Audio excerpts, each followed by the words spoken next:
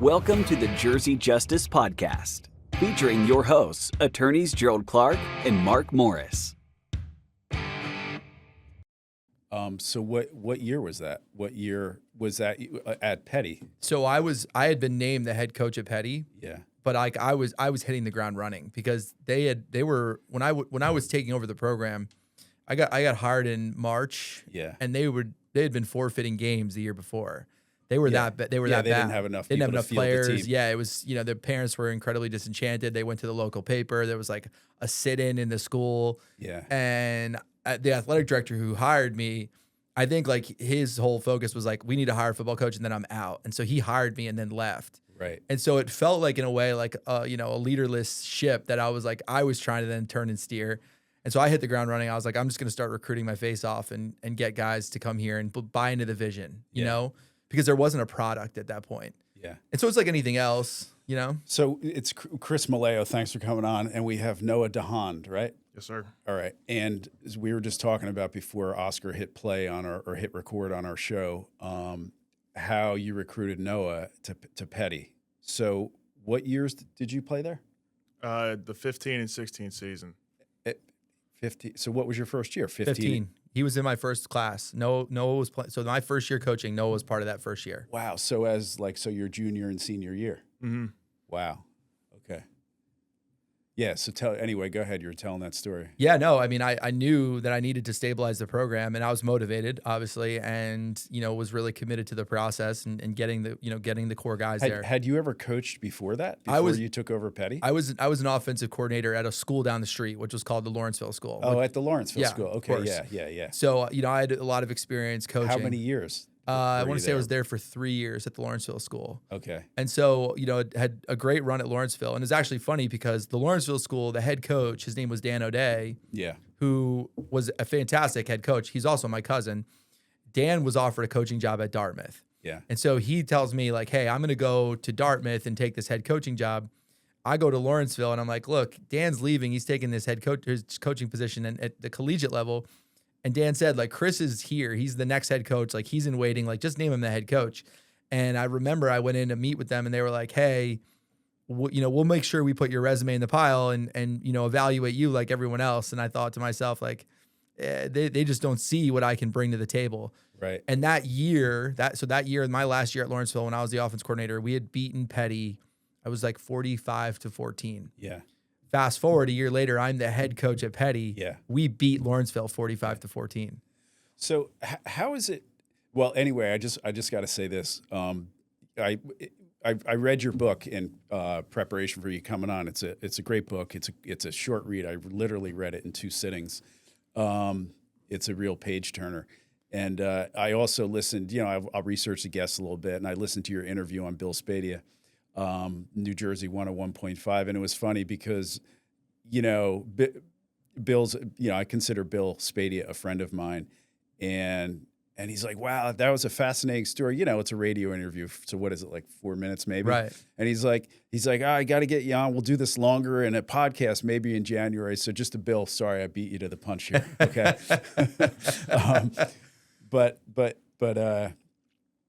So in terms of like coaching high school, the guys that I know that coached high school football, they're teachers, math teacher, maybe the gym teacher, and then they give them like a stipend. Hey, do you want to coach the team too?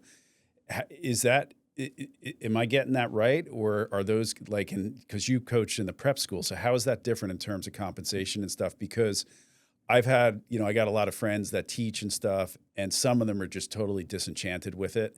In terms of teaching, and maybe they'll coach a little bit too, just because the pay is low in New Jersey, we're talking about, and some of the parents can be difficult to deal with, and sometimes they think like they're just banging their head against the wall with the kids, and so a lot of them have left and gone to like law enforcement or things like that.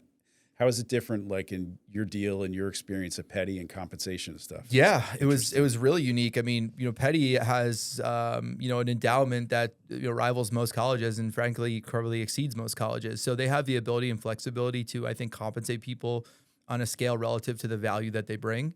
They were desperate for a football coach. Now, if I were being honest with you, and John would say the same thing, like I was underpaid no matter what they paid me, frankly, for what I was able to do for that football program. But I mean, part of the cool and unique aspect of Peddie was I was getting paid. I was getting paid pretty well, $75,000, and then I had a house on campus. And so, you're living on campus for free, but with that comes increased responsibility, right? So you're running a dorm, you're overseeing, these kids who are, anywhere between the ages of 15 and 19. I also worked in the admission office. So I wasn't just a coach, like I was a major part of the community. But I mean, the compensation was pretty solid, if you think on a relative scale, like if you're comparing it apples to apples to what the average New Jersey high school football coach is being compensated for. So I was happy about that. But at the same time, the level of commitment and value that I brought to the school well exceeded $75,000. Yeah. So tell us your story a little bit. You grew up in Jersey, right? Yep. And then, tell us about that. You were just passionate about sports and passionate about succeeding. It's funny because when I read your book, there was a lot of parallels to my life and things that I've thought about. And how old are you now, roughly? Like 40. So you're like 41. 41. Sorry. Okay, Yep. I know. I forget my age all the time. I think I'm 52, but I'm not sure. I might be 53.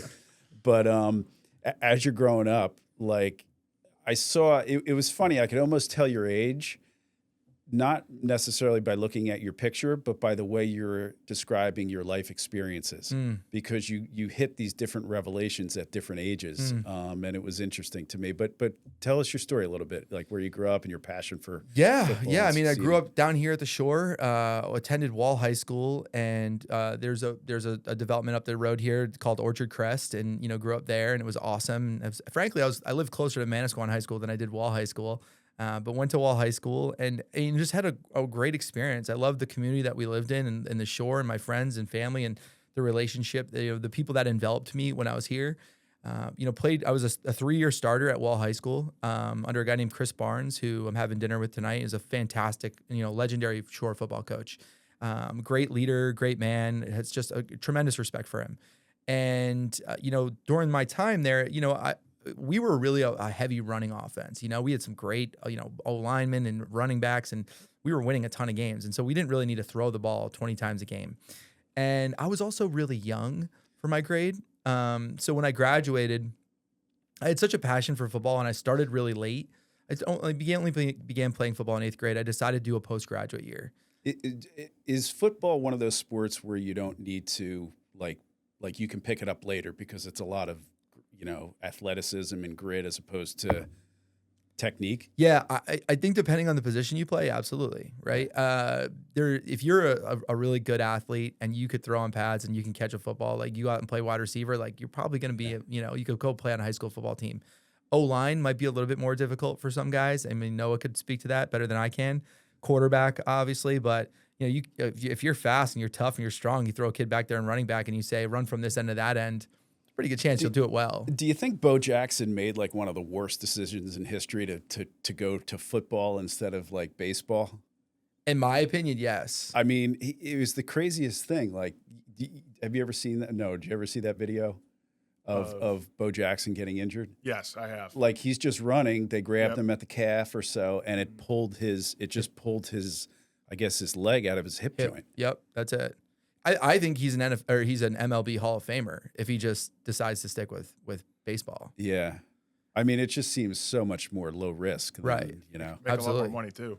Yeah, I mean, do you think about the guaranteed contracts that they had in baseball? Yeah, right at that point. I mean, in football, I think I'd have to research this, but I'm pretty sure baseball players were probably making more than football players at that time. So talk a little bit, and I want to continue with your story, but like talk a little bit about youth sports these days. And I've talked about this before. Like when I grew up playing sports at the Jersey Shore, we would play, basketball in the winter. I'd play baseball in the spring. Summer we would surf. Fall we'd play soccer, and that was it. And now it's become like a whole industrial complex, youth sports in terms of. And then I got really into baseball. I have 3 kids, and so I have 2 boys, and the girl is the youngest. And one of the things you got to be careful of when you have kids is like, don't relive your youth through your kids. And then that's not you on the field. That's someone else on the field you're watching. So don't, and I found that we would push the kids too hard. Oh, you got so my son was a pitcher, and you got to go to the winter training, and you got to be on this travel team, and you got to be swinging a bat 12 months out of the year, and us parents, we were all into it. We were super competitive, coaching like Little League and travel and the teams and all this, and basically, my son had shoulder surgery, the other dude had knee surgery. The other dude pitched in D1 at Elon. He's had like 2 or 3 elbow surgeries. And the only one that didn't pitch, he was super athletic that I can remember. His name's Alex Galvan. And he was like maybe 6'3" or something. Now he's like 6'6", 6'8", but he was super wild, so he never pitched. And then he went to a Diamond Nation showcase in Flemington, New Jersey. And like Louisville saw this guy. I think they threw him on the mound, and he was still wild. But like, who's that guy? And he got recruited for pitching because he had a fresh arm. And all the guys that we had pitching and the youth. So what do you think about that whole youth sports thing? And yeah, I mean, I have 4 kids. My daughter, I have 4 children under the age of 6. My daughter's 6; she's our oldest, and she plays flag football, which I coach. And I obviously was coaching high school sports, so I saw kind of this sports specialization that is kind of embedded itself in this country, and I think that it's incredibly negative.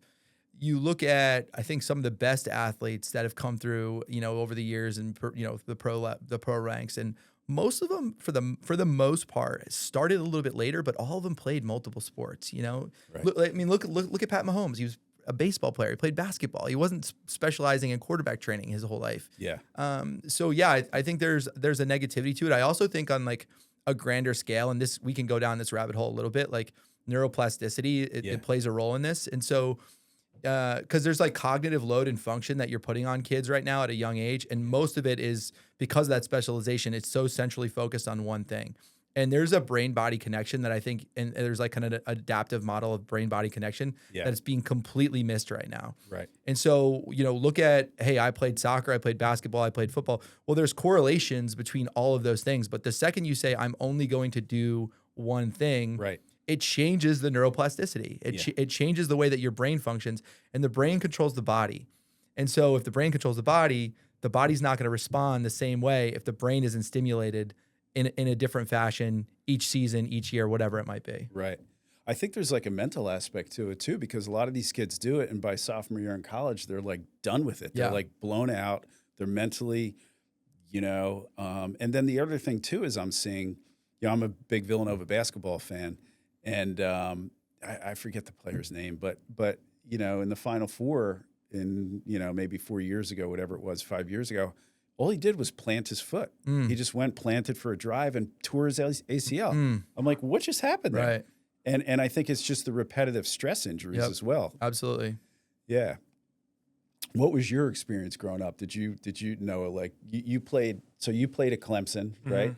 Yep. What's your background? You're a national champion. Yeah, I was on the 18 team. But growing up, it was kind of everything. Played baseball, soccer, basketball, did track and field, played lacrosse in middle school for a little bit. But I always pulled a lot of value out of doing all those things just because they were fun. Yeah. I'm sure any college or professional athlete can attest to the fact that, once you get to a certain level, like it becomes more of a job than anything. Yeah. And if you start that job at 10 years old or 12 years old, like, did you have crazy parents like, oh, you got to go to training, or maybe not your parents necessarily, but others in your groups? Like, I've certainly seen it. I was blessed.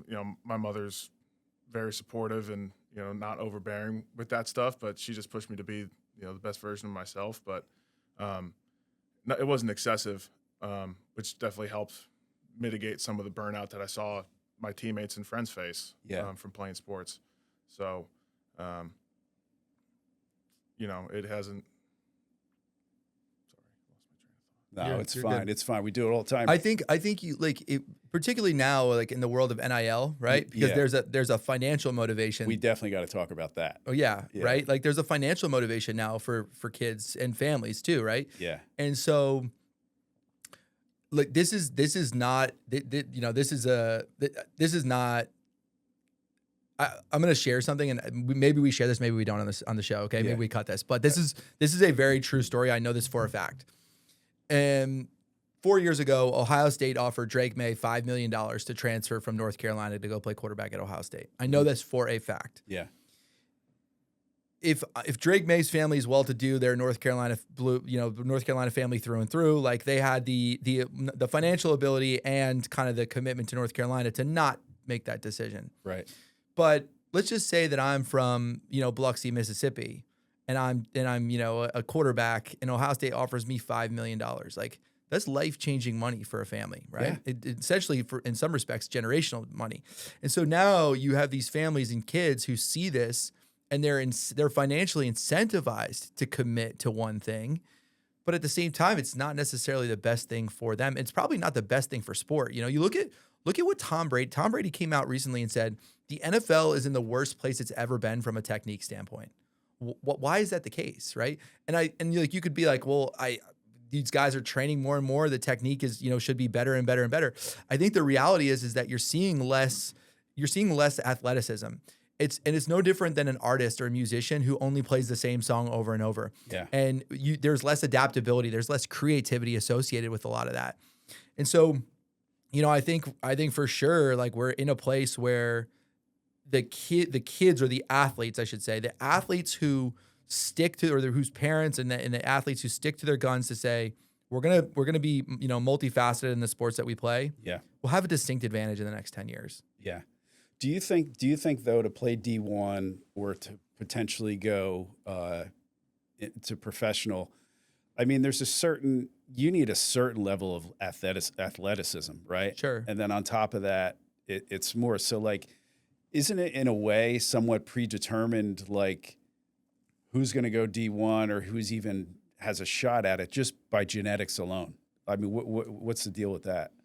Yeah, I think absolutely. Like size and speed, strength, like those are certainly going to play a role. At the end of the day, work ethic and intellect are always going to have, a kind of maybe a tertiary focus, but they're I think, in my opinion, equal importance. Like you give me a smart player who knows what he's doing and he works hard and he's disciplined, like I'll take that guy. And so, you're going to get the guys who are, elite athletes. But once again, because of NIL, because of the transfer portal and the world that we live in, the kid who is going to LSU and he's a high level recruit and maybe he doesn't pan out might now be getting out recruited by the kid who went to Lafayette, started 2 years at Lafayette, balled out, entered the transfer portal. LSU saw his film, offered him $4 million, and now he's a starting DN at LSU. Yeah. Because like you're seeing kids who are developing like that smart, tough, just disciplined kid who goes to Lafayette. Yeah. Ends up having an opportunity to now go play at LSU, which that never happened 10 or 15 years ago. Yeah. One thing in your book too is like when I was saying like, these life experiences, like you really talk about your experience with life just being unfair. You know what I mean? And talk about that a little bit too, especially, in youth sports, it's like, oh, the dad's the coach and then so he plays, right? So then that sort of fades away in college or in high school and then college, But then what happens is there's favoritism, like with coaches and stuff, and like who's going to get the shot, you know what I mean? And there's so much power there. And then you told your story in the book how when you went to the Giants training, you did awesome. You were zipping the ball. You went to a tryout for the New York Giants, and then you didn't get picked. You didn't make the team, and you're like, what the hell? And then the guy told you, hey, sometimes the numbers just don't line up, right. Whether they had enough quarterbacks already. So talk about that kind of randomness and maybe the unfairness of sports and life in terms of the coach likes me or the coach doesn't like me, or I go to the Giants tryout and it just doesn't line up, or your story where you're champion on the 2018 Clemson team, and then you get injured and your career's over. Like, how's that? In terms of sports and psyche and everything. Yeah, I think life is an organization of randomness in some respects, right? And so you look at sports, but it's not just sports. Go watch American Idol. Go watch these shows where some of the most talented singers you've ever seen in your life, right? Enter or waiting online in Nashville in the rain They get up there and they belt out some of the most beautiful, songs you've ever heard. And you're like, why is this person not Taylor Swift? Right. Right? Like, how does that happen? Or the comedian who's right now in a basement in New York City, who's better than Nate Bargatze, right? It's like, how come this guy isn't big? And there's levels of randomness to it. I don't always think that the most successful person wins. There is an aspect, or the most talented person wins, excuse me. I think there's an aspect of randomness and luck that's associated with success. Like, it just is. Yeah. Meeting at the right place at the right time, meeting the right person at the right time, whatever it is, it can be situational. Yeah. And, in my case, I tried out for the Giants and they had Eli Manning, David Carr, and Sage Rosenfeld. All three of those guys were dudes. Sage Rosenfeld started games in the NFL. David Carr was a first overall pick. And so was Eli Manning, right? And so, who was the odd man out? It was the guy. It was me. They were at that with you? They were that tryout with you? No, they weren't at the trial, but those guys were on the roster, right? So those guys were already on that roster. Yeah. So it's like, all three of those guys are established, entities in the NFL. I was a nobody. Yeah. So yeah, I mean, I think and who knows, like, what was the difference between me and Kurt Warner? Like, do we ever hear Kurt Warner's story if Trent Green doesn't get injured? Right. We never hear of who Kurt Warner is. Kurt Warner becomes a Hall of Famer and two-time Super Bowl champion. Jeff Hostetler if Sims didn't get Absolutely. injured. Yeah. The list goes on. There's so many stories like that associated in sports in the NFL. I mean, look at Lou Gehrig, right? Wally Pipp and Lou Gehrig. Yeah. Do we ever know who? Well, and we, we'll never know the answer. But that randomness, there's, like I said, there's that organized randomness that's associated with levels of success. Like, sometimes you just need your shot and you need a little bit of luck, and that's how it transpires. And isn't one of the big lessons for your book too that like, it didn't work out, that's bullshit, or I was treated unfairly, or the coach didn't like me, woe is me. Isn't that really one of the lessons of your book? Because in your life experiences, who got dealt a worse deck in life than Frankie Kineavy? And talk a little bit about that story. Like, he got dealt a terrible deck, but he didn't say woe is me. He went the other way, and wasn't that really the lesson?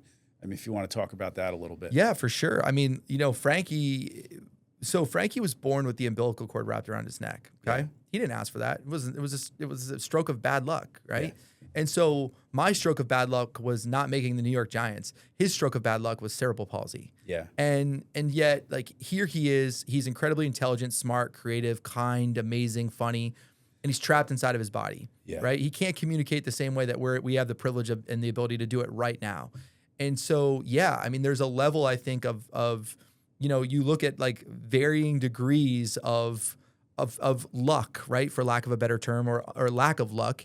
And I look at what he's gone through his life, and it's just a matter of perspective. Yeah. Right. And, like, I was able to gain an incredible level of perspective looking at someone every single day who lived life with incredible joy, patience, kindness, attitude. Like, it was just amazing to watch, who was trapped inside of his body, and like I said, the worst type of luck. So it put everything else in perspective to go, I don't have it that bad. Yeah. And if this guy can do it, I can too. And and so Frankie, I mean, he's 100% mentally. It's all there. It's a pure physical thing. Absolutely. Yeah. I never really knew Frankie. I've run into him over the years, and he would always hang out in Seagirt. I would see him, but I never really had much interaction with him, any interaction with him until, it's funny how the stars line up here. Now you're on the podcast. I met him and talked to him a little bit like 2 months ago at the Parker House. Nice. And it was with his brother, I think his brother PJ, who you said was a Navy Army Ranger. An Army Ranger, yeah. And we were all talking. We were talking a little bit about Villanova basketball and things like that. And I remember when I left with my wife, I was like, I think something shitty happened to me at work that day, or there was some bad thing. And, like, as soon as we left, I'm like, damn. Yep. Kick me the next time I say I had a bad day, or How was that playing with Frankie as a coach, Noah? Like, I mean, I got to imagine football.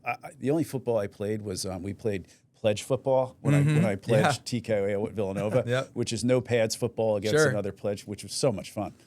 But I got to imagine there's a lot of grit to it, a lot of pick yourself up, keep going, push harder, tackle harder, and to see what was that like to have him there? Yeah. So, I mean, I remember the first time that, Coach came into a meeting and, Chris started, telling his story and really getting to know Frankie was just like such a blessing. And like, you know, I was upset I didn't have more time to, you know, be on the team with him.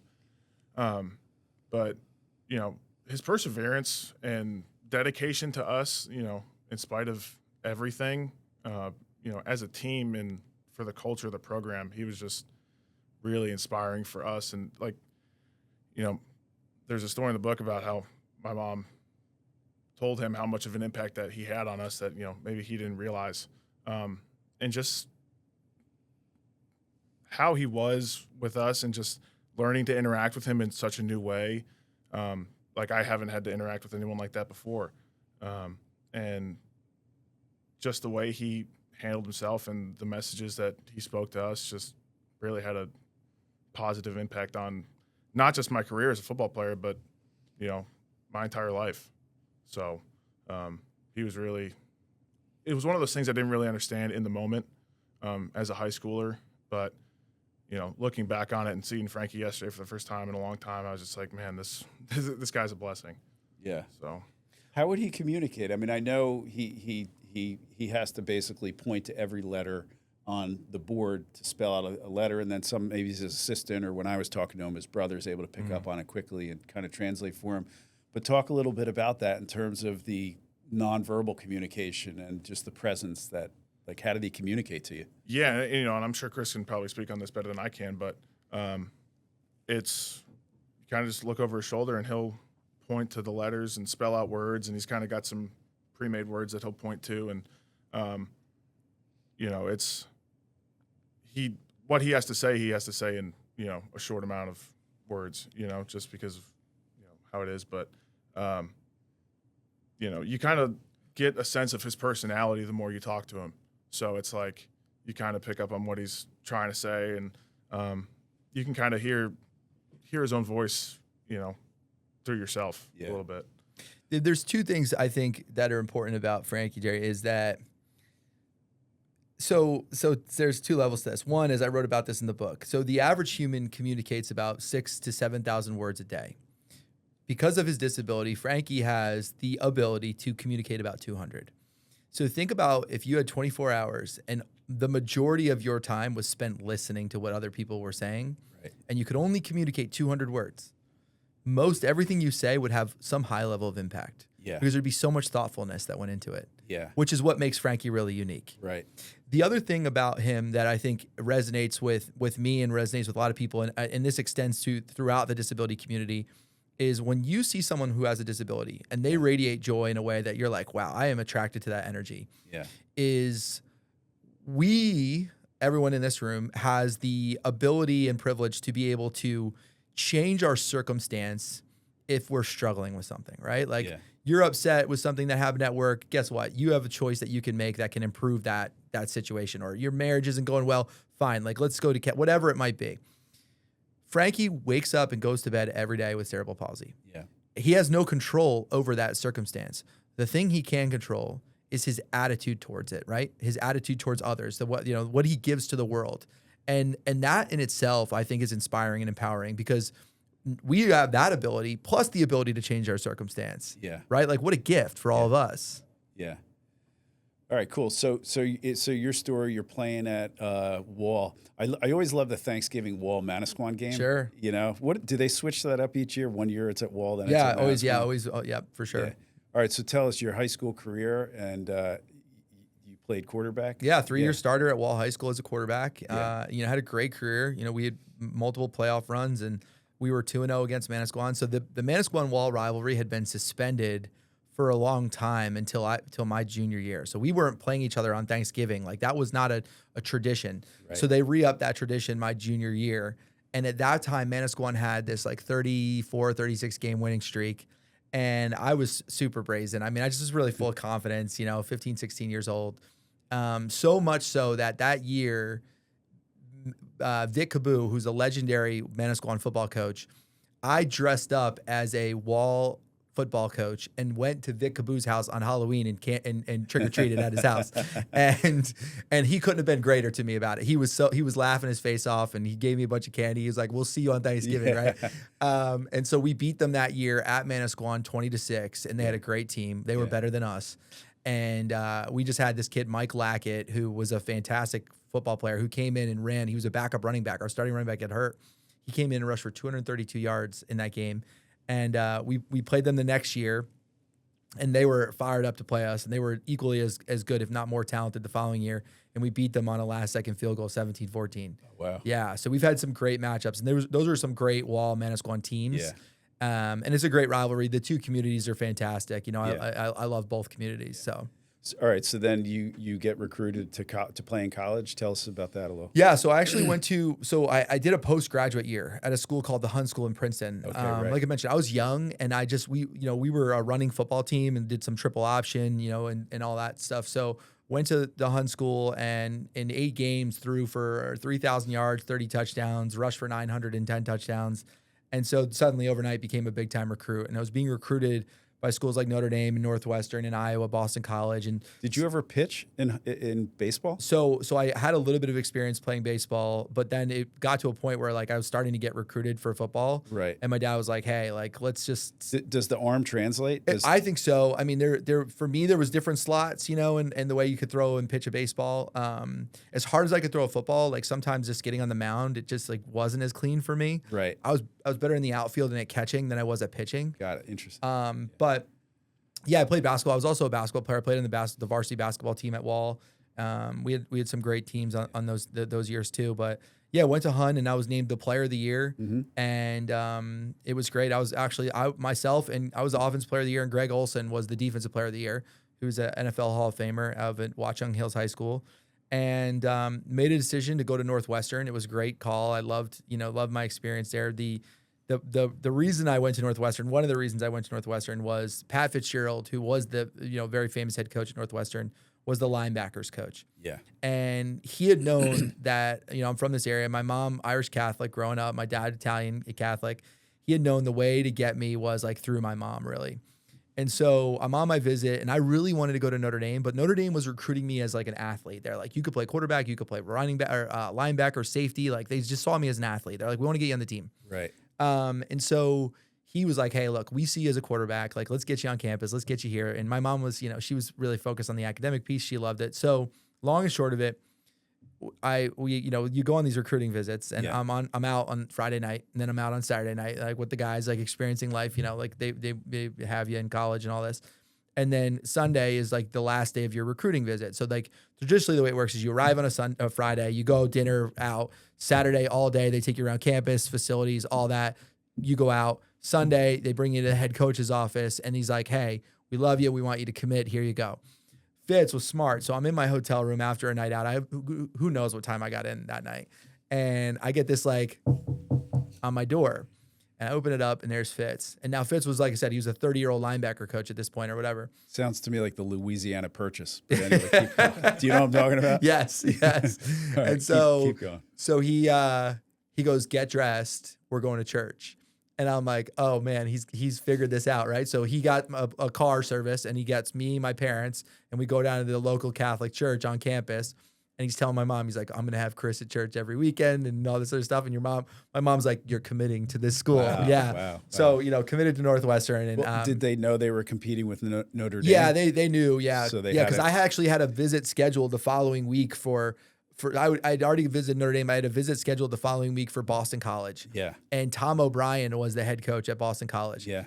So I committed to my visit. I committed to Northwestern on my visit. Yeah. I get back that Sunday night. I call Boston College. I was supposed to go to my visit, and I said, "Hey, listen, I'm committing to Northwestern." That Monday morning, Tom O'Brien, who's the head coach at Boston College, and three of his assistants are on my campus, like literally, like with my guidance counselor, like, "Hey, we want to meet with Chris." Yeah. And it was a closed door meeting in which they were cursing me up and down, telling me that I was making one of the worst decisions of my life. And they did that at Northwestern? No, they did this at my high school. Oh, they came to your high school. My high school. Got it. And they were like, hey, like, and they were just getting after me. Yeah. And at that time, my high school head coach usually was a buffer. Like he would normally be in the room. Yeah. But he was the captain of the police department in Princeton. And so he couldn't be there that day. Right. And so I had this guidance counselor who had no idea what football was about, right? And so this guidance counselor is sitting there with his arms crossed, his legs crossed, just like listening to these guys just rip my ass. Yeah. And I'm sitting there for an hour and a half, just like defending myself as an 18, 19-year-old kid. They get up, they leave. And I remember that guidance counselor's like, I thought that went pretty well. I was like, where were you, buddy? Yeah. So what happened? So they came there and then they came there, they ripped me, and I stood my ground. I was like, I'm committed to Northwestern. I believe in the decision. Like, this is where I'm going to go. And they're like, you're making a huge mistake. You should be coming to Boston College, all this other stuff. And, you could play the what if game all you want, but exactly. I believed in the decision and I stuck with it, and I'm glad I did. Yeah. All right, cool. So then you play at Northwestern. How'd that go? Tell us. Yeah, I mean, I had a checkered playing career for sure. I arrived with a lot of fanfare, like I said, player of the year, and I was a quarterback recruit in our class. And so, anytime you're a quarterback recruit, like guys are, that's the central focus of a recruiting class, as you can imagine. And, come in as a redshirt, I was coming as a freshman, and I was like, whatever it was, 7th on the depth chart. There was a ton of quarterbacks there. Yeah. And I just remember thinking like, I've got this, And so that first year I redshirted. Did they tell you that at recruiting that you'd be like 7th on the depth chart? No, they just tell you like most people, like you've got to, as long as you come in and compete, if you're the best player, you're going to play. That's like kind of standard. There's a lot of moving parts there, right? Because they don't know if, one guy's going to drop off. I mean, sure. Transfer wasn't a thing back then, but right. And then in terms of when they're juggling recruits. Yep. Absolutely. So they got to play games with the recruits as well. Absolutely. Yeah. No, the recruits have to see a window of opportunity, right? Like if you just say to them like, hey, this guy's going to be our starting quarterback for the next 3 years. And you're like, why would you go there? Right. So I went in there with hope. And so I redshirted that first year. And then all of a sudden I come into the spring and I played really well. And some of those guys, all of a sudden, it was like, we're going to move this guy to running back. We're moving this guy to receiver. We're moving this guy to safety. And I beat other guys out. And all of a sudden, I'm the backup quarterback. Right. And, and I had earned it. I just was the best player. That spring, I was named MVP of the spring game against our first team defense. I threw 3 touchdowns, ran for a touchdown. And so the future looked bright, truthfully. And the guy who was in front of me, who was the starting quarterback, was heading into his junior season. Yeah. So I remember at the time thinking like, he's heading into his junior year. Like I'm competing with him every week. Like I've got a shot here, and I felt like I could beat him out, but I also knew he'd been starting for 2 years. So I'm like, I've got to be clearly better than he is. And that year we were playing pretty well, and we had it was a night game at Minnesota. Yeah. And he gets his shoulder damn near ripped off, and I come in and I just was really confident and played really well. And so he comes back in that game a little bit and was, we both played. And the following week we're going to play Ohio State. They were number 3 in the country, undefeated. They had guys like AJ Hawk and Bobby Carpenter, who were first round picks, and Santonio Holmes, who was a first round pick. I mean, they were loaded with first round picks. And so they named me the starting quarterback going into the week. And I'm like, yeah, this is it. This is my opportunity. Right. Yeah. And our head coach is a guy named Randy Walker. Had this policy, he was very old school, had this policy that no one loses their job to injury. That was like a strict policy that he had. And so he was like, hey, look, Baz is out. That was the name of our starting quarterback. Baz is out. You're going to be the starter. Get ready. Let's go. Let's go beat Ohio State. And I was like, I'm good. Let's go. Yeah. Like, that's who I was. Yeah.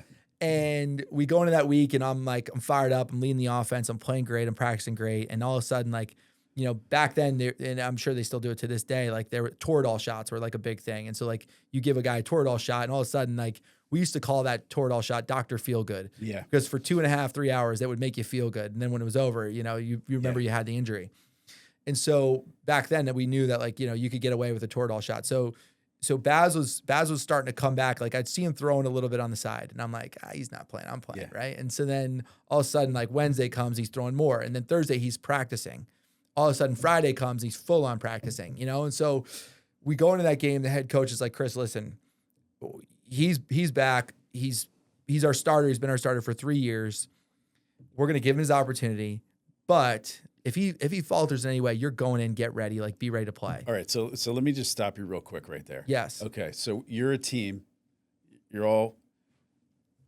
Are you like, I hope he fall? I mean, isn't it crazy? Because you can't be standing there hoping your teammate falters, because it should be about the goal and the team winning. For sure. But the humanity of you and it has to be like, isn't that a crazy thing in sports? Yeah, I mean, major dichotomy, right? And then so I certainly I didn't want him to be injured. I certainly didn't want him to be cleared to play that week. Right. Right. If I'm just being honest, like I wanted my opportunity and I wanted to play against Ohio State. Yeah. That was it, and we talked a little bit about opportunity and luck earlier.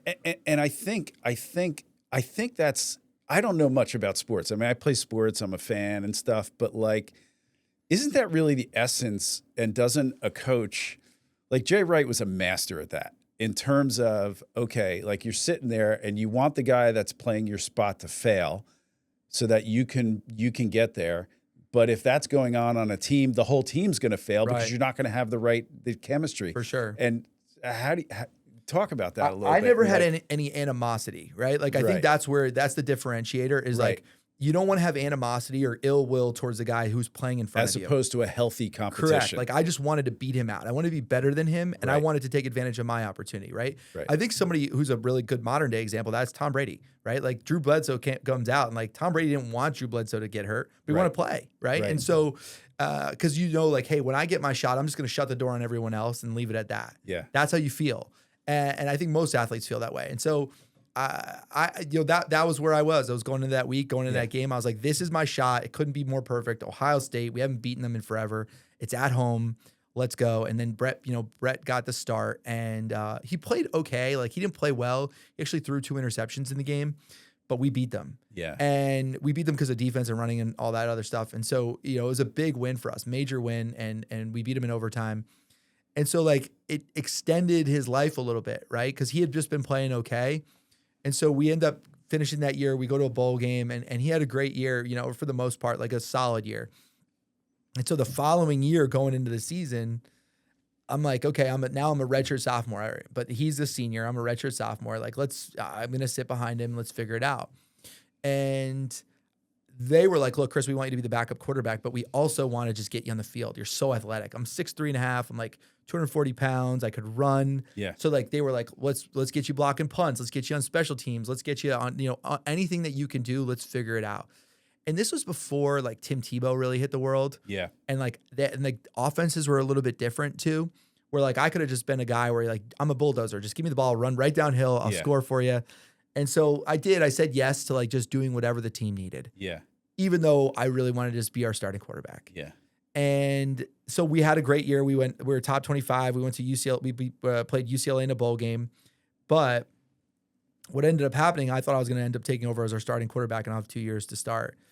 What ended up happening was we had an individual who, and I'm fine talking about this and mentioning his name. His name was Garrick McGee. Yeah.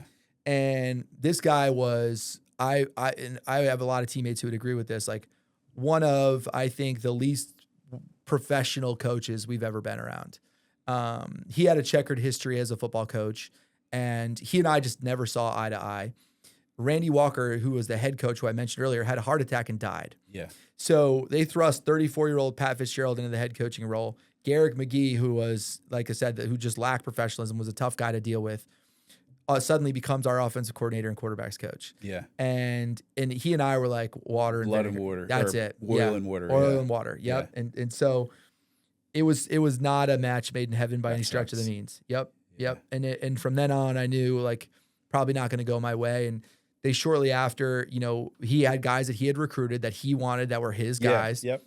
Yep. And I probably part of it too, Jerry, was like I did not do myself any favors by playing the role of like the good and loyal soldier, because what made me great as a football player, and I think it was what made me great as a coach, was like I just stuck to my guns. The same reason I committed to Northwestern, because I knew it was right. Like if you were doing something that I didn't agree with, I just called you out on it. Yeah.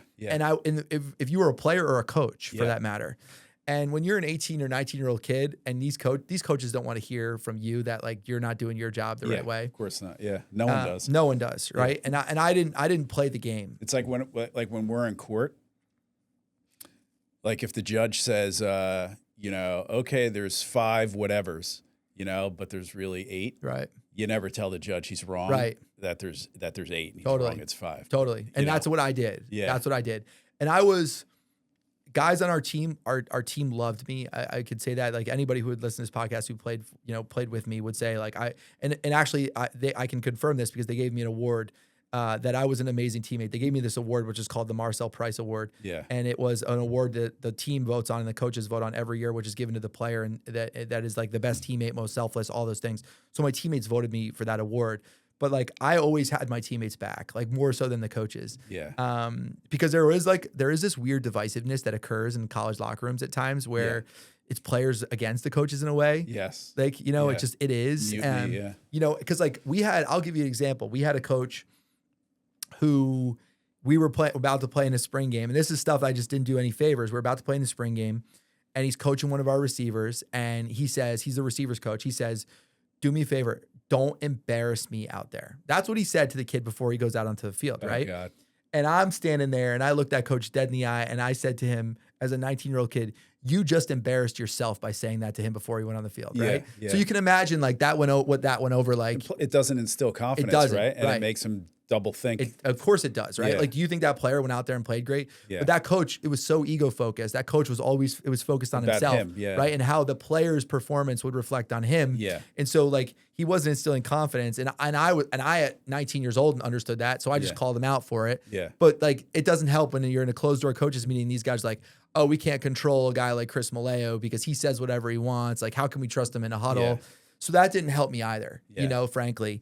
But you know, as talented as I was, I did what was right for the team, and they moved my position. So I started out playing linebacker and tight end after this coach dies, and the coach who I didn't get along with is in position. And you're a junior at this point? I'm a junior, yeah, for sure. And it was, and like I wrote this a little bit in the book, Jerry. Like it was one of the most miserable experiences of my life. No, I get it. You know, like I get it. Every day I woke up and I didn't want to do what I was required to do. Yeah, what the hell am I here for? Right. And you know, I think for many years, like a lot of these D1 players and stuff, they made so much money for these schools and for the conferences that I think it's a good thing that they now get money. Yep. I think that's a good thing. You know, and then secondly, though, in your situation, you wouldn't have had to deal with those 2 years. You could have just transferred. For sure. You know what I mean? And I don't know if that's good or bad. I mean, I think freedom's always a good thing. I think compensating people's a good thing. But, you know, I love Villanova basketball, and it's a brand new team every year, and I hate that because I'm big on commitment. I'm big on loyalty, you know.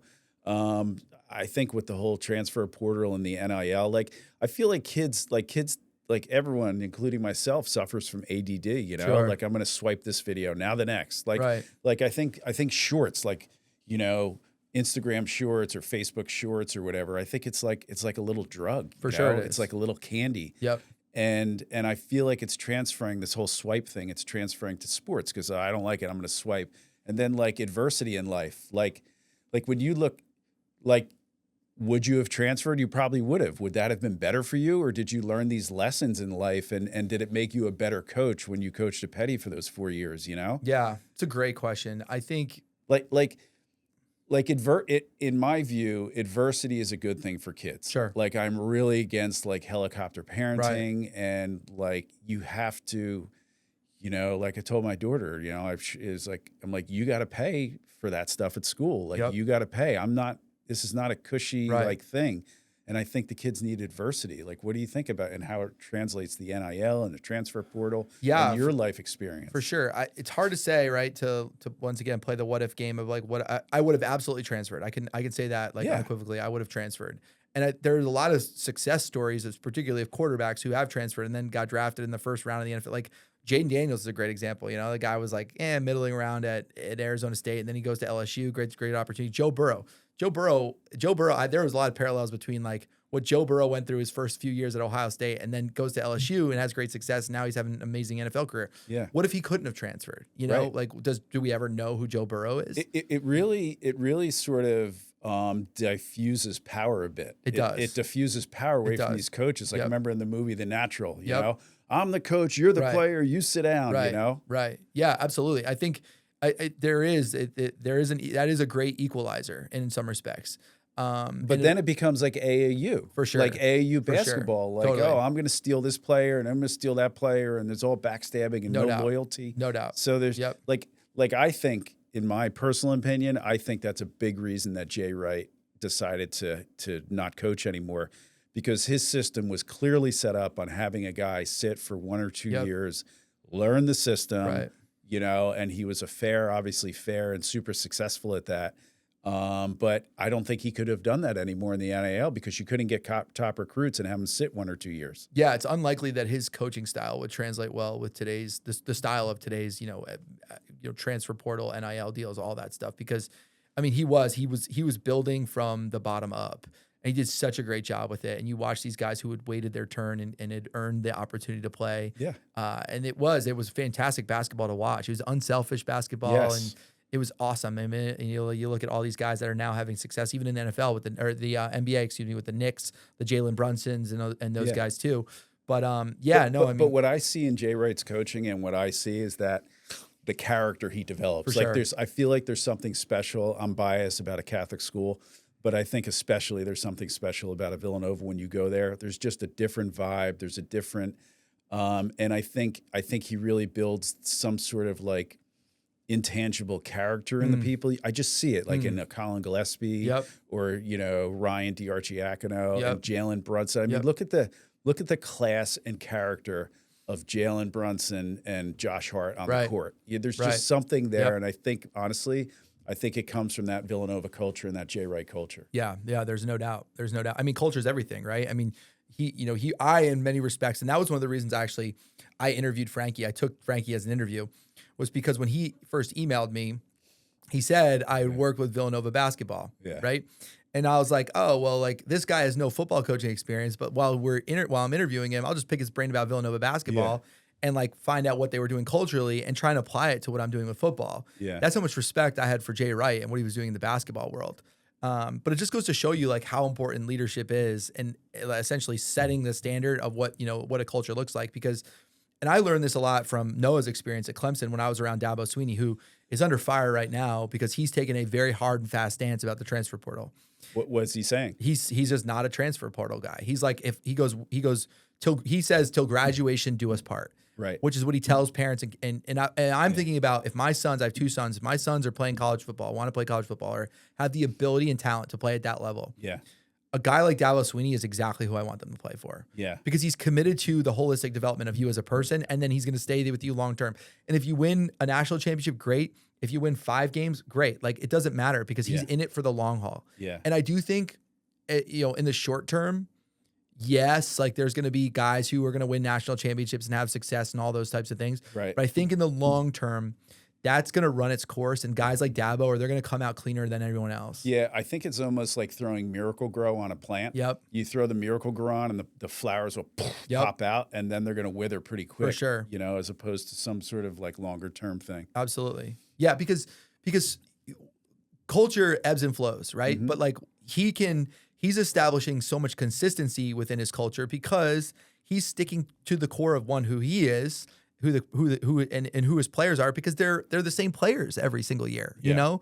And I think like standards are so important in life because your standards are associated with like essentially what you're willing to tolerate. Yeah. And most people, they'll lower or raise their level of tolerance depending on how it serves them. Yeah. And Dabo, in this case, he's not willing to tolerate guys who are not bought into the football program, guys who are selfish and all those things, because it knows how it'll impact what he's trying to create long term. How is he able to enforce that though? Given the player can be like, all right, I'm out, I'm going in the transfer portal. And he can't lock him into a contract or anything. No. How are they able to do that? I mean, listen, that's an inevitability regardless, right? There's always going to be kids who transfer. Course, but what you hope is that you've created such a stronghold with how your culture is established, right? That the guys because you're essentially the guys who leave. You kind of want those guys gone, right? At that point, like if you want to go to the transfer portal, go to the transfer portal because you probably don't get what we're trying to do here anyway. But how do you do that? Because like you're gonna think I'm dumb here, but is it 11 on the court? How many are 11 on 11 on offense, 11 on defense, right? Okay, so let's go by basketball. It's more simple for me. Okay, you have your 5 starters, and then you got 2 or 3 people on the bench. Right. Okay, so now you got 8 people, right? And that's your core. Okay, you need 4 more guys just in case, right?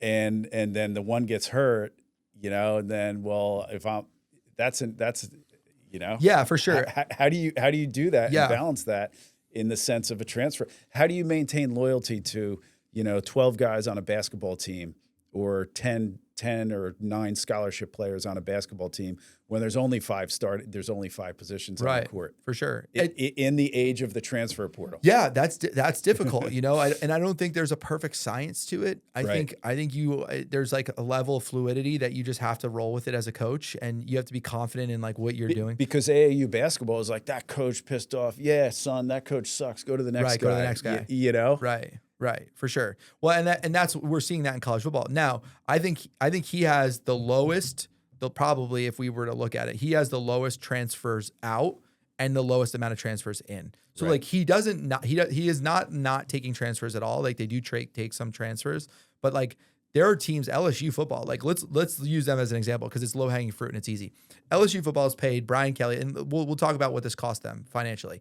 So LSU football is about to pay Brian Kelly $54 million in a buyout. Brian Kelly went out with one of the highest NIL budgets in college football last year and literally recruited an entire defense, and he sucked. Okay, he was well. It's like the New York Yankees. Yeah. You know what I mean? Exactly. But like, so no one can challenge your talent. Like those guys are going to get drafted. Yeah. Why do they suck? Because their coach sucks, right? Because he doesn't care about the culture. It's the culture. It's the intangible culture. That's right. And it was only what he was willing to tolerate. It's all about the standards and what he was willing to tolerate. Yeah. And so what he did was he lowered his level of tolerance, right? And just basically said, like, I'm willing to let this guy come in, this guy come in, this guy come in, and they can get away with that.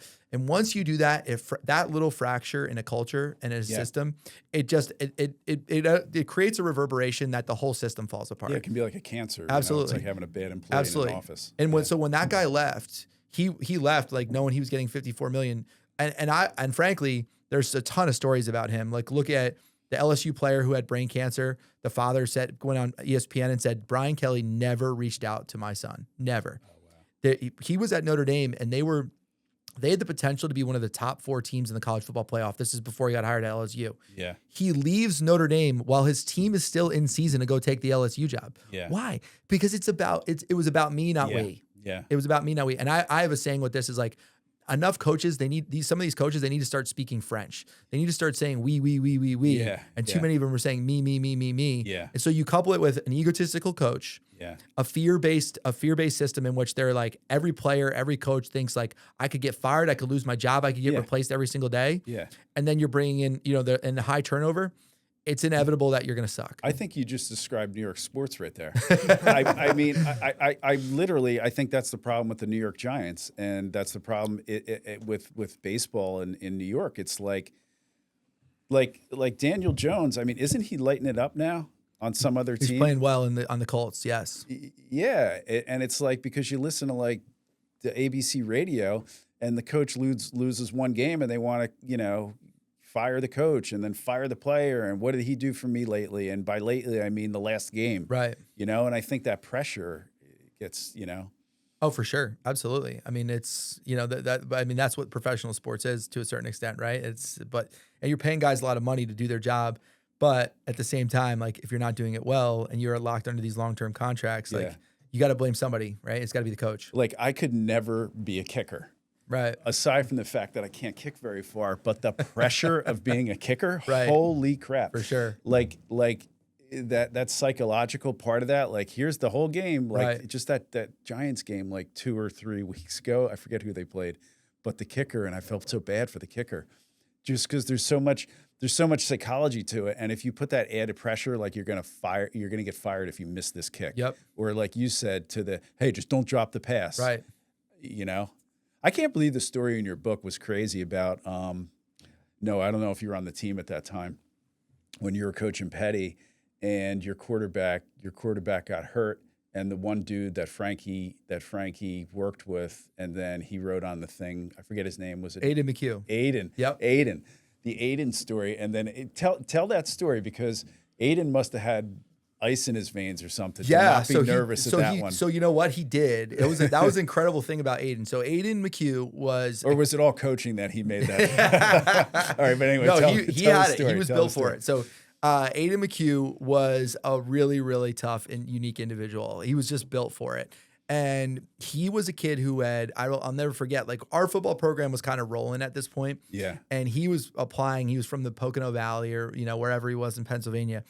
And he comes into my office with his mom on his interview day because he'd gotten through the interview. Because at Peddie, you got to interview. Every kid has to interview. You can't just like open the door and say, you're coming to school. Right. And so he had gone through the interview process and someone said, hey, this kid's interested in playing football. And if you were like a legit football player, like I knew you were on campus, like I was rolling out the red carpet for you, right? So like when someone tells me a kid's here, he wants to play football, I'm like, okay, like he wants to play football, but he might not be a football player. Yeah. And so he comes into my office and he's with his mom, who's a fantastic woman. And I'll never forget, he looks me dead in the eye. He's like, I'm going to be the starting quarterback at the Peddie school. And like, we had some guys now, right? Like that are really like high level, like a quarterback going to Vanderbilt, Michigan, like Matt Sluka, who was the greatest quarterback that ever played football at Holy Cross.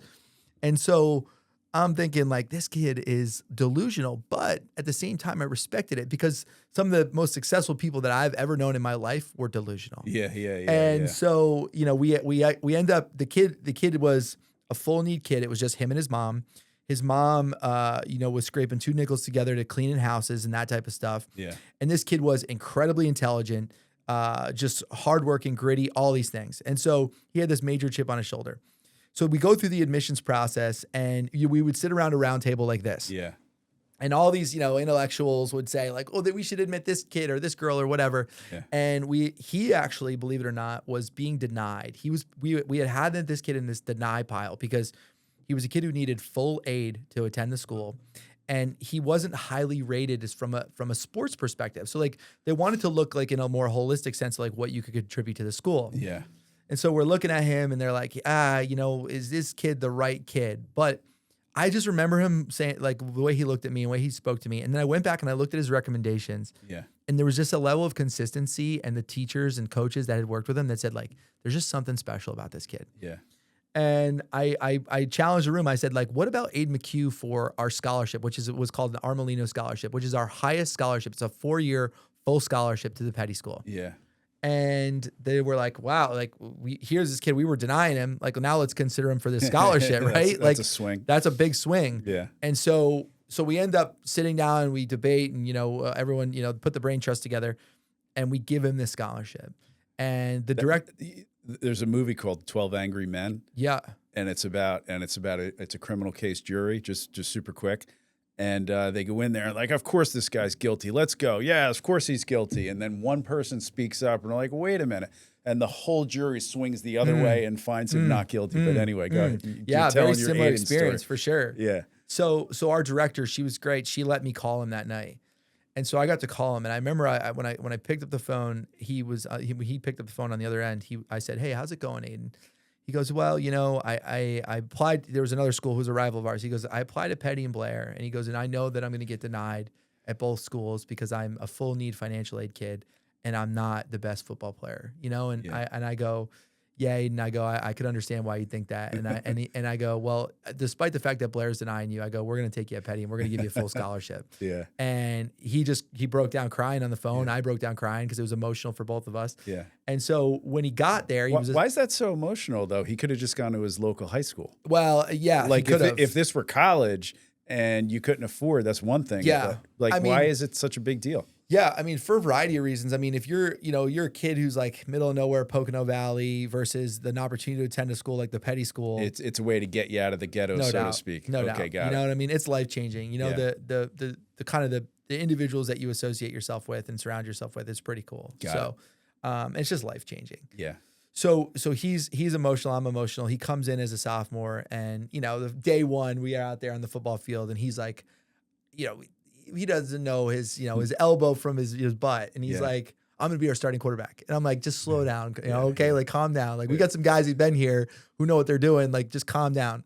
And he just had this level of grit and commitment to him, and Frankie saw it in him, and really poured into him. Frankie really poured into Aiden. Yeah. And of course, like we were really committed to him. And I will say this for our coaching staff. So he doesn't play at all as a sophomore, not one down for us. Going into his junior year, once again, we have Davis Warren, who becomes the starting quarterback at the University of Michigan, and Matt Sluka, who is one of the best quarterbacks in college football at Holy Cross College, excuse me. So those two guys are both really, really talented. They're dudes.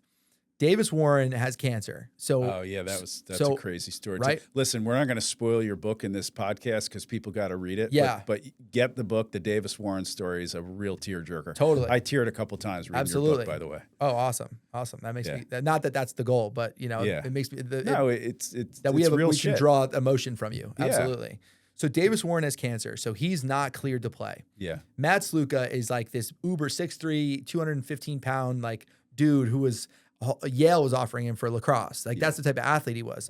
Aiden McHugh is 5'9", 150 pounds. Yeah.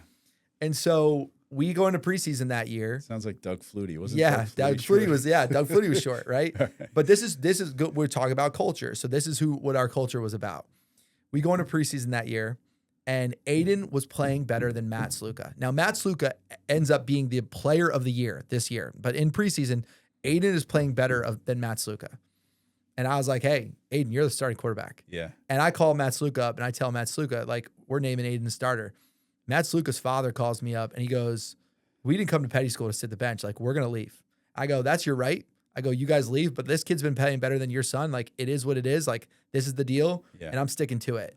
And it was tough. It was a tough call for me to make as a coach, right? Like, I knew how good Matt was, but he wasn't playing well enough to earn it. Like, if I'm going to stick to this core of telling our guys the best player plays, the best player plays. And so we go into that opening week, and Aiden plays first 2 series of the game, touchdown, right down the field. And we go, it was like the first quarter, we're up like 50 or whatever it was 21-0. And I said to Aiden, I go, hey, I'm going to give Matt an opportunity to play here and get in the second quarter. And what ended up happening was like Matt just was incredible. He lit it up. He was too talented. Yeah. And he did things on the football field that like nobody does. Yeah. And so we finished that game. We won big. It was like 50-7. And we get back and I had a meeting with Aiden and I was like, hey, like give me an evaluation of like how you played. He's like, I played really well. And I was like, awesome. And I go, what did you think about how Matt played? And he said, Coach, he's really special, man. He goes, he's better than I am. Yeah. And he understood it. And that's the type of teammate that he was. Yeah. And I was like, listen, we're probably going to make Matt the starting quarterback. Yeah. You know, he deserves it. Even though you played better than him, he's playing better in the game. And Aiden goes, Coach, it's not going to stop me. Did you call the parents bluff or did they? I did. I told him, I go, then leave. And they did. And they didn't. They did not. Absolutely. Yeah. See, that's. And so Aiden's like, Coach, it's not going to stop me from trying to be our starting quarterback. Right. And so I loved that. I loved that was his response. Yeah. And, fast forward now, Matt's, once again, he was named the player of the year, but Matt is injured in the most critical moment of our season. Yeah. An undefeated season, which we finished number 1 in the country. And who comes in to throw the winning touchdown? Aiden McHugh. No, but why does Aiden? Because you, at that point, you're thinking, all right, let's do a running play. Let's do something else. Yep. So we were like, once again, like all our coaches had to have opinions, right? In the most critical moments. And one of the things I try to focus on in the toughest moments is to breathe the right way and to think clearly. Right. And so Frankie comes over to me, and like I knew when Frankie was coming over to me, like usually he was going to try and tell me something. And I had in my headset other people telling me what we should do. They're telling me, giving me ideas. And Frankie types in his board Aiden to come in the game. And I knew right away what he meant. Yeah. And I thought about it and I was like, let's go, Aiden. And we called this pass play that I knew he would execute well.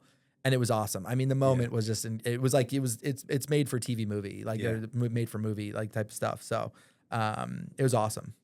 Yeah, you had your running back go. It was the first, not the running back, the wide receiver. It's the first play, and he threw it right into and just touchdown. Was that a winning touchdown, or were you already above? So we were losing the game at that point. Yeah. So it was a critical play. It was like, I think it was, whatever it was, like 3rd or 4th down, and it was a critical play. Like that was the game for us. Yeah. Because with Matt out, I knew even if we got the ball back after that, like there wasn't a lot of time left. Like it's very unlikely Aiden was taking us 80 yards down the field, right? Yeah.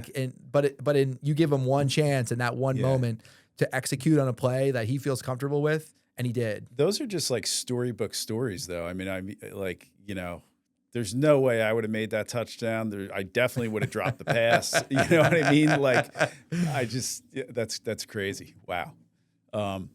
Yeah. All right, so you're at Northwestern. You don't transfer because the NIL is not a thing yet, and then you have 2 miserable years, and then how does someone how do you even get an NFL tryout at that point if your name no one even knows who you are at this point and you're having how does that work? Yeah, so I I played. I don't want to say they were two completely miserable years because I met some of the best people in my life. I right? was over speaking when I said that. But yeah. and Coach Fitz, who was our head coach, I love him to death. Yeah. An amazing influence on my life. But we had finished our last game. We had played the University of Illinois, and we were 6-6 that year, and we did not play well at the quarterback position. And we had a coach on our staff who had been in the NFL. He was a scout for the NFL. Yeah. And he came to me after the game and he was like, listen, he's like, I couldn't say this while you were playing. He goes, but I've watched you play for a long time. He goes, you have ability to play pro football quarterback. Yeah. He goes, I've never seen this like situation where like this could happen like this. He goes, you need to pursue it. And Jerry, I didn't know, I thought I had been interning at Merrill Lynch. Yeah. Right? Yeah, I thought I was going into the financial world, right? And going to start investment banking and start working 90 hours a week. And so I'm like, you know what? I got one shot at this thing. Yeah. Like, let's see what happens. And so I packed up my car. I had a friend who had connected me with a guy who he had like known from Arizona.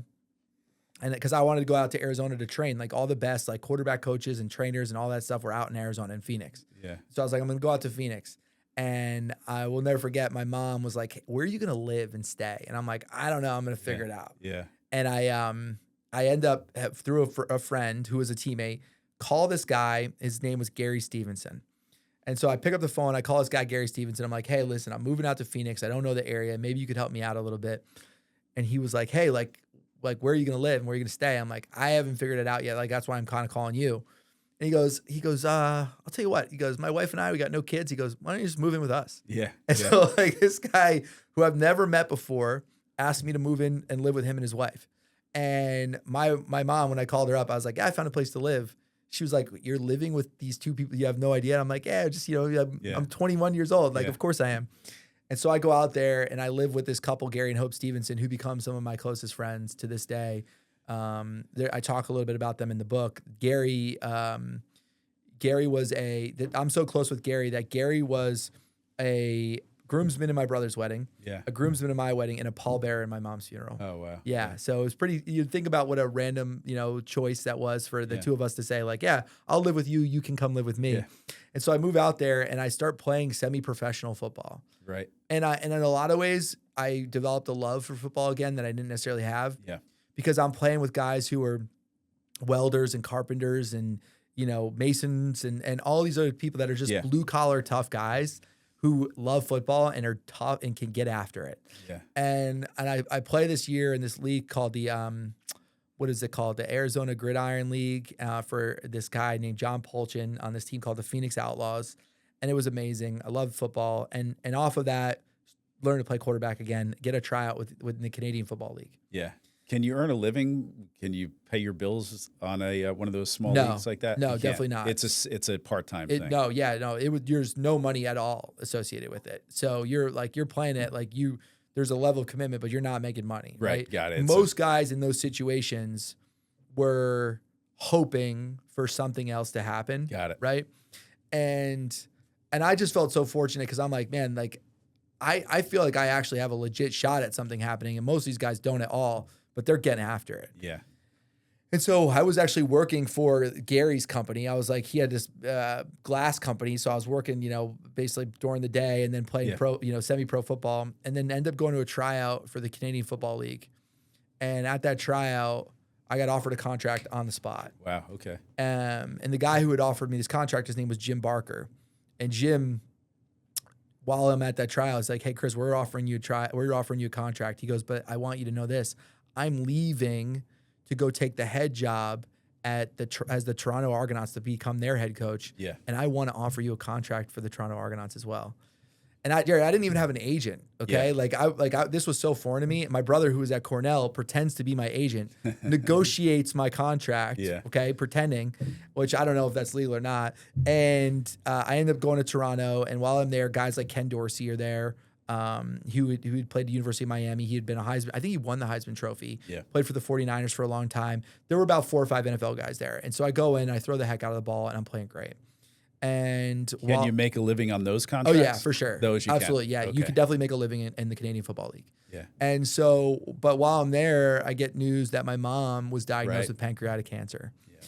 And so it changed everything for me. So now, like, I'm back now to Arizona. My mom moves in with me in Arizona, and we're just taking care of her, focusing on her treatment. So like the progress I had made, you felt like you took a step forward, and now it's 2 steps back. Like here I am, I didn't play quarterback, a meaningful down a quarterback in college, and then I just signed to play in the Canadian Football League. Like, so in some respects, it just kind of shows you how talented I probably was. Yeah. Because there's a lot of guys who would want to play, quarterback in the CFL.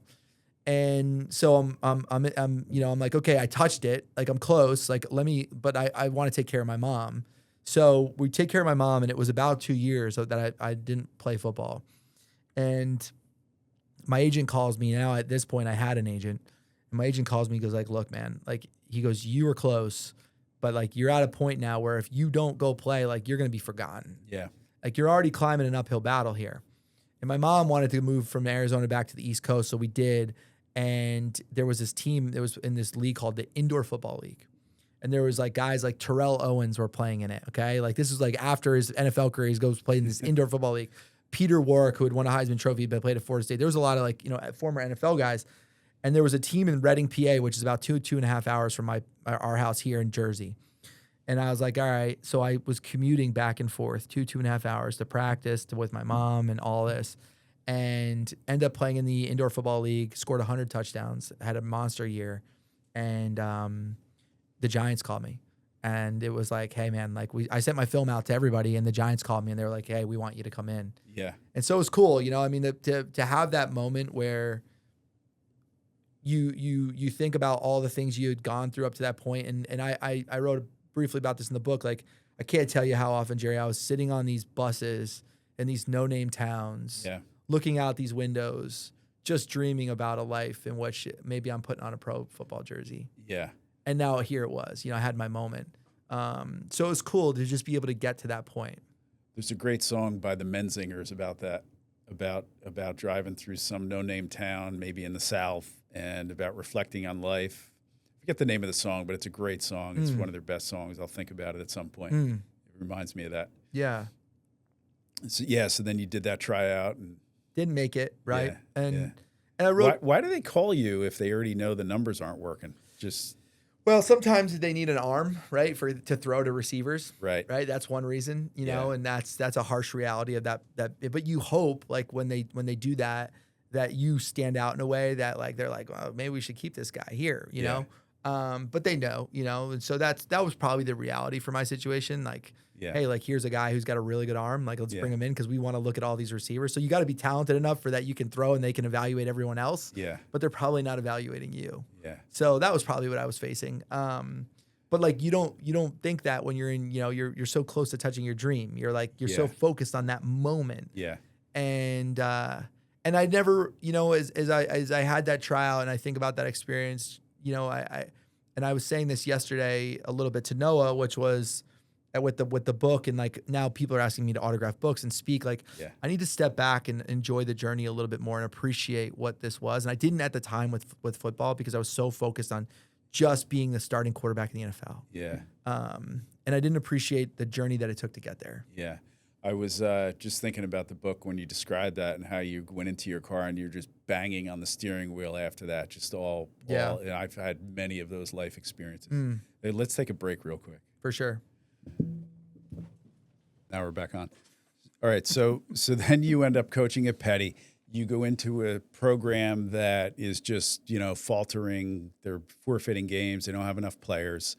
You come in, you only have a 25-man roster. So how is it that you hire Frankie Kineavy to be, your assistant coach? Tell us that story, how you got his resume and he had Jay Wright on it, so yeah, for sure. So it was a unique time. So I hired Frankie in my second year as coach. So year one didn't have him there. Actually, because I was hired late in the process, I inherited the entire old coaching staff, and that included the individual who was the head coach. So the head coach of the program came on as an assistant coach. So imagine trying to fix and change a culture, and you have the head coach and all of his assistants that are still part of the program. Like, hey, I'm 30 years old. I'm like, this is tough. Yeah. And so we had a new athletic director. Are these director. assistants paid positions too? Oh yeah. Everyone there was well compensated. Absolutely. But that's not like regular high schools, right? I don't know how they do it. Like, A lot of these other high schools, but these guys were, they were all getting paid well. I mean, sure. it's basically like a mini college program. It is in some respects. Yes, Wow. definitely. So we had that first year and we played really well that first year, despite some challenges. Like Noah got hurt in the first game. And like that first game we played one of the number one teams in the country. They were that good. And we took them to the wire. And if we had Noah, then we probably win the game, frankly. And so I knew we were going to have a good team and that we were trending in the right direction. Yeah. And then, year 2 comes into play. And I'm like, look, I need to hire some of my own guys. I needed a defense coordinator that I could trust. I needed maybe a DB or linebackers coach. And I was just thinking of positions that could come in and bring value to the staff. And so the AD was like, look, you can hire 3 coaches. Like I'll give you a budget for 3 coaches, put out a job posting and like you run it. It's on you, figure it out. And then I trust you. Great. So I put out the job posting. It's awesome. The resumes that are coming in are incredible. The guys who had, a lot of college experience and some really talented coaches. And so I'd kind of known, like I'd categorize like, these are my top 10. These are guys maybes, right? And so I had the posting up, I want to say, for 2 weeks. And then at the end of the posting, like let's just say at the tail end of that second week, I was starting the interview process on the following Monday. And it was a Friday evening. And I remember like I'm about to take the posting down and I get an email that comes through at like 8:30 at night. And my first inclination was, let's just delete this. Like a guy's emailing me 8:30 at night. I've had this post up for 2 weeks. And so I was like, I'll just click on it. And in it, I look and it's from an individual named Frankie Kineavy. He just graduated from Villanova University. And he talks about how he had been a part of the men's national championship basketball program and worked with Jay Wright, but he had no football coaching experience. But he's from Manasquan. He had paid attention to what we were doing at Peddie. And he thought like, hey, this would be cool to coach football. So I remember I thought about it and I'm like, this is not going to be somebody that is going to be high on my list, but I want to interview him anyway, just because, I want to ascertain like what was Jay doing culturally. Yeah. And so I go through the interviews and some incredible names. And I had this yellow legal pad, Jerry, and I'm, writing down all the names of guys and their notes. And I had known who I was going to hire. So Frankie, because he emailed me had the last interview slot. And, at this time I'm like, okay, like I'm getting hungry. It's late at night. And I'm like, I'll give this guy the due respect of an interview. And I had this awesome office and I could see kind of through the clear glass doors of like who was coming in, who was going out. And so the last interview, is getting ready to come in. And I look and there's an individual, he couldn't have been, 60 plus years old. Yeah. And he had this wispy white hair and he's this visor on. He looked like he was going to a Jimmy Buffett concert with his floral, shirt. I'm like, my immediate thought is I just got catfished. Someone's catfishing me right now. Yeah. And so I go over and he recognizes my confusion. He's like, hey, Coach Malleo, my name's, Tim Mahoney. I'm Frankie's driver. Yeah. And I'm like, Frankie's driver. Now the individual who emailed me was Frankie and right behind this guy, Tim Mahoney, who to this day is still Frankie's driver and a great friend and was a state trooper. Frankie wheels out from behind Tim Mahoney and Frankie's drooling from the chin. Yeah. His hands are, in essentially a clenched position. His feet are strapped and Velcroed into his wheelchair. And he has an alphabet board that's affixed to his chair so that he can, laboriously point to each and every single letter that to describe or communicate what he's thinking. And, at the time, I had been really comfortable, around individuals with disabilities. I had volunteered my time at the Special Olympics and things like that. But when you're thinking you're going to interview an able-bodied coach and you're going through this interview process and you're not prepared for that moment. Type A testosterone dude. There you go. It completely caught me off guard. Yeah. I was not prepared for that moment whatsoever. And I'm looking at Frankie and he's like that. You've talked to Frankie. Nice to meet you, right? And took 5 minutes just for me to understand and read what he was trying to do and us to develop the rhythm. Yeah. And so I bring him back into my office, very similar to what we're. In today's fast-paced world, and I experience this with him, you're just forced to slow down. Yep. And we all need that at some point. For sure. But anyway, for sure. Absolutely. And there's a level of thoughtfulness, right? Because not only a fast-paced world, but think about in most times, in most conversations we engage in, you're usually listening, but you're thinking about the next thing you want to say. Yes. When you're communicating with Frankie, you don't even have the bandwidth to do that because you have to absorb everything he's saying and read what he's saying. So you actually really have to break it down and say, okay, I'm processing this rather than thinking about what I'm going to say while you're speaking. Right. So it's pretty special, I think, the way you can communicate with him. So we bring him in, we have this interview. It's like 2.5 hours because of how long it takes to just communicate. And I remember at the time thinking, like, how is this going to work? Like logistically, how are we going to make this work? How is he going to get around the games? How's he going to get around practice field? How's he going to communicate? How's he going to talk to our players? What are our players going to think? What are our coaches going to think? What's the school going to think? What's the community going to think? And it was just, all of it was negative. And it was the beliefs that I had were so limiting around Frankie and what he couldn't do.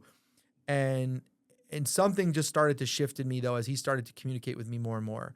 And it was essentially like an ideological shift, a paradigm shift, and everything that I thought I knew, because I started to see him differently. I started to see him beyond the chair.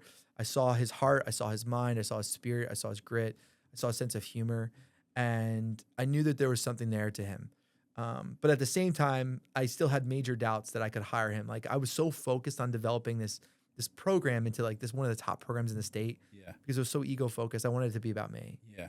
And I'll never forget, he wheels out of our office and he turns around. He's got this little kind of cool touch on his wheelchair. He turns around and Tim's right behind him, and he types to me, he says, "I know I can help you." Yeah. And it was such a special moment. And I went back to my office and I had to close the shade and cry. What do you think by that? What do you think he meant by that I can help you? Because clearly he can't physically help the team, and he can't be barking out plays and blowing a whistle. What do you think he meant by that? Yeah, I think. Do you think he foresaw what you ultimately experienced over those years? I really do. I do. I think back to this day. Like, I probably think he saw something in me that was like, I know I can do things for you, right? Right. Like, because he probably saw where I was at. I was 30 years old. I was on fire to change the program. Yeah. But at the same time, I was insecure. Didn't necessarily know who I was as a leader just yet. Yeah. And was just so focused on winning that like he probably sensed it. He'd been around Jay, right? Yes. And so like he'd seen it done at the highest level. Yeah. And probably was like, like this guy's got the makings of it. Yeah. But I know what he needs to get there. And he almost grounded you. It's like he pulled you down and kind of gave you a certain like wisdom well beyond your years that you probably wouldn't get for another 10 years or so. Absolutely. Yeah, no, he definitely like a condensed process for me. Yeah. I say this to this day, like there are two people in my life who have softened me, and I say that in a positive way. Yeah. Frankie Kineavy and my daughter, the birth of my daughter, Yeah, right? Because right, I was a hard shrew before both of them. And so it was really special when he said that to me. And I remember I closed the shades, I start crying, and I was crying really less about, what I witnessed with him and more about like what an asshole I was for thinking the way I was thinking. Exactly. Yeah. Exactly. What a egotistical, like all about me kind of feeling. Right. The guilt, right? And lack of appreciation that I'd had. I had the same feeling when not as powerful as you did because you spent all that time with him. But I had a mini version of that after I spoke with Frankie. Like I said, it was like a month or two ago. Right. Yeah, for sure. It forces perspective. Yes. Right.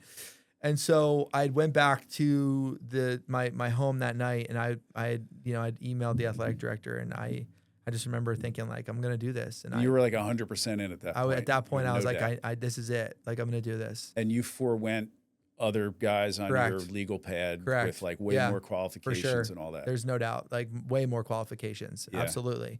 And said yes to him. And I just remember when I like hit send, I was like, here we go.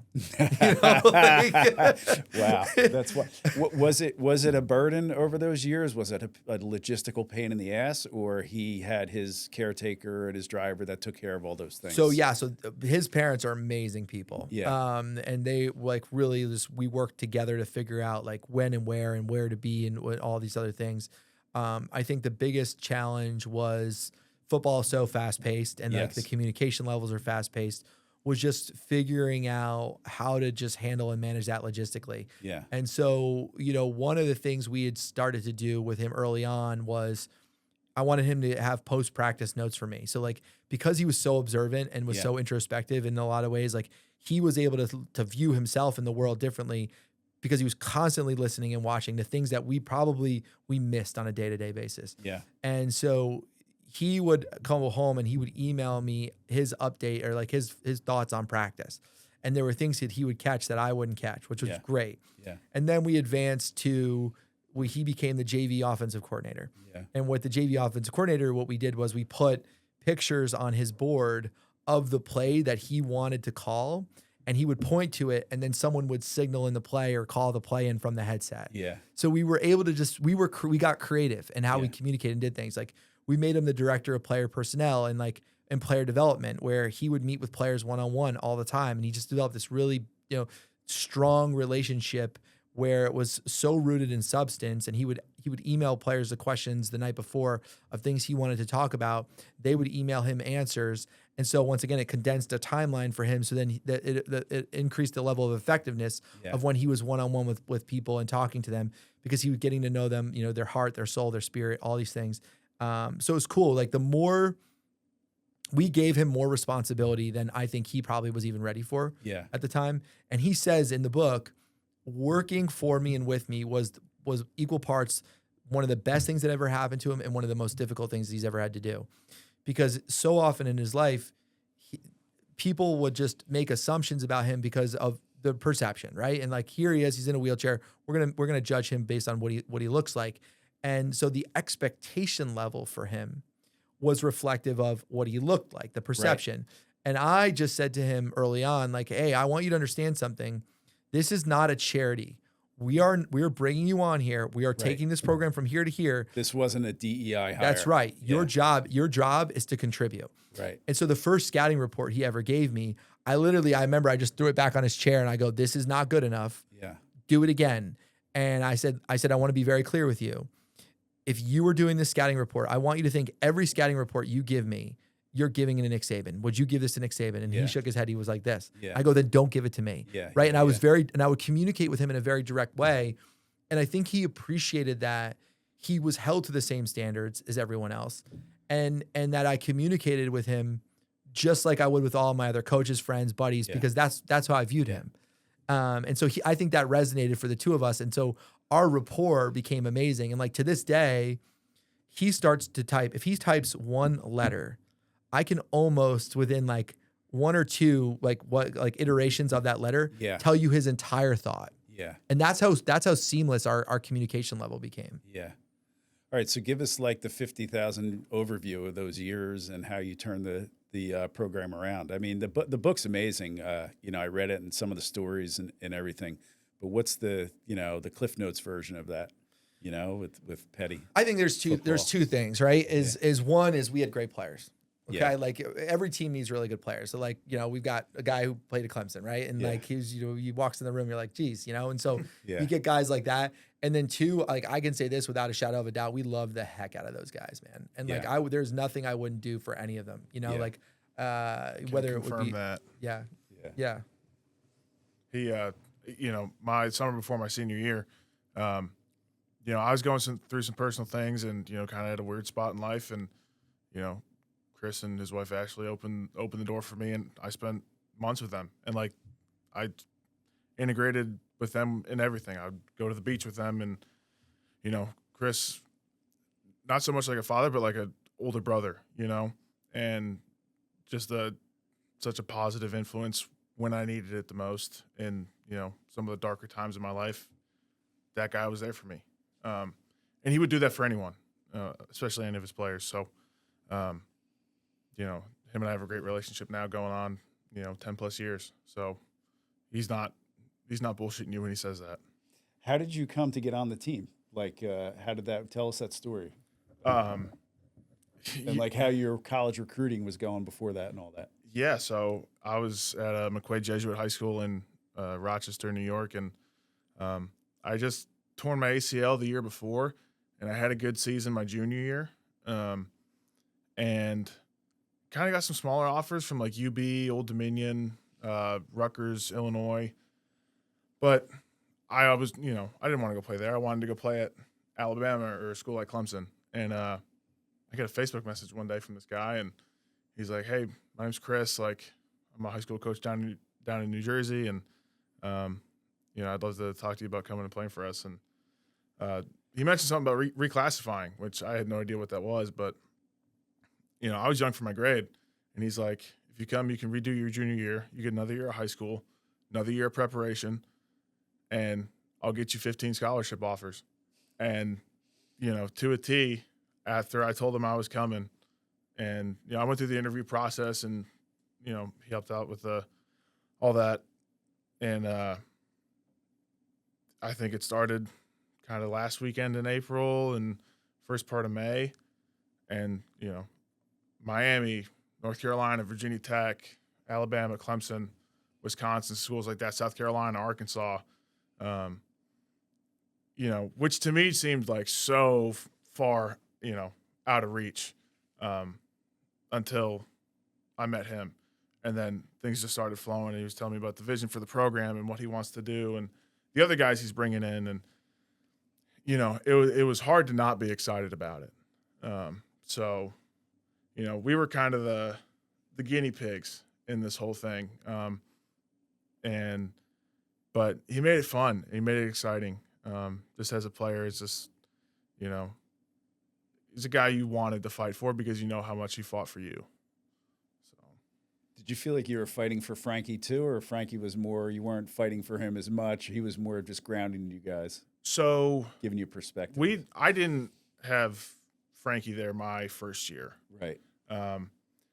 But my second year, it was definitely one of those things where it's like Chris said, the perspective that it gives you. It's like there's no reason for me with my two working legs to not go out and go balls to the wall as hard as I can, because there's a guy in a wheelchair over there who would give everything to be able to do what we're doing right now. Yeah. And, it was, in that perspective wasn't like, forced on us in a way that, felt unnatural. Right. It was like we could see how real of a guy Frankie is. And it was so natural in the way that, we got to know him and, had conversations with him and interacted with him as a coach. Like, it just flowed really well. And, being young at the time, like, I didn't fully understand it, but, looking back on it now, it had more of an impact on me than I even realized at the time. So, all right. So I got to ask, so what's it like playing for the national championship? And did you play, or were you hurt that year, or what's the? Yeah. So I redshirted my freshman year in 2017. Yeah. And it's funny looking back on it, because we were on the scout team, all the redshirt offensive linemen, and I had Cleveland Furl, I had Christian Wilkins, I had Dexter Lawrence, and I had Austin Bryant. And like every day, all season, I'm getting beat like a drum against these guys. 3 of them are first-round picks. The other one's a fourth-round pick. We got Isaiah Simmons, at safety. We got guys like James Skalski at linebacker, Trayvon Mullen, AJ Terrell. Like, I think 7 or 8 of our guys were first-round picks. And I'm going up against them every day, and it's just like you go from being like a good high school football player to feeling like I don't even deserve to be on scholarship. Yeah. But so I went through my redshirt year. I had an okay spring ball. It wasn't great. I still had a lot of things to work on. Go through summer workouts, go through fall camp. My second year, and actually I had a pretty good fall camp, and I was feeling good about everything. And then one day towards the end of camp, it was like the week before the Furman game, Isaiah Simmons, who's probably the freakiest athlete I've ever encountered on a football field, 6'4", like 235, longer arms than me, runs like a 4.4. He comes from like 12 yards deep, and him and I go head to head. And, it had kind of been building. I'd gotten stingers before, but he hit me so hard, I lost feeling in my arm for, an hour.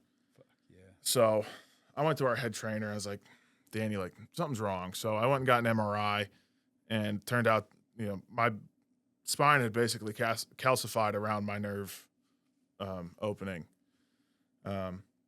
So they shut me down the week before the first game. And, I wasn't going to start or anything, but I was, fighting for that backup spot. Yeah. And I ended up having surgery. October of that year. And, I made the most of that year, which is why, I don't feel bad about how anything ended. Like, I was as strong, as in shape, as fast as I had ever been in my entire life. So if I was going to make a comeback, I was in the position to do so. And then spring ball came around, and I took one more shot to my head, and I was like, if this keeps going, like, I'm not going to be able to throw a baseball with my son one day. Yeah. And I was just like thinking about all the other, quality of life things. I'm like, at this point, it's probably time for me to hang it up. Yeah. And I was 3 knee surgeries deep, needed a shoulder surgery. It was, football's a violent sport, and it wears on you, especially as an offensive lineman. Some of these receivers and running backs, like, they take a beating, but having another 340-pound man coming out full speed every play for, 80, 90 plays a day, it wears on you. And seen a lot of players who were better than me get shut down by, injuries. So, so I was shut down, kind of ended up retiring and stayed a part of the team for that 19 season. I never actually, I tell people I never played a snap in a game at Clemson, which is unfortunate, but that wasn't the defining, aspect of my experience at Clemson. I never let that become a thing. So, and really the culture of the program, and kind of speaking to Dabo Sweeney, as a man and a coach, football, success in football was never the end goal. Your integrity, your character, your goals, your dreams, like how you were going to positively affect the world was the most important thing. And for me, that wasn't new, because that was what Chris was teaching us early on. Right. And I think it takes a special kind of person to have that effect on high schoolers versus dealing with 19, 20, grown men, essentially, because high school is such a weird time for a lot of people. So, for me, the expectations, the standard, best is the standard.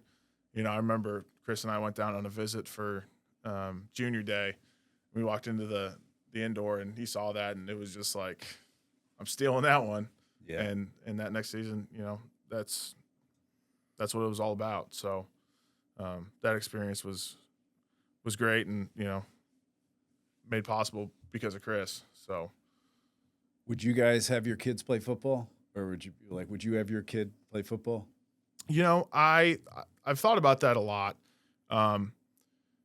Definitely one of those things where, personally, if he wants to play football, I'm probably gonna push him to wait till at least high school. And I wasn't even allowed to play Pee Wee. I was, in 6th grade playing on the 8th grade team. I was still 50 pounds over the weight limit, so it's like, yeah. I never really got the chance to play Pee Wee. But I think there's a lot of development that needs to happen, physically and mentally, before you're ready to step on a football field. And I don't think delaying that's really gonna have a negative impact on your sports experience.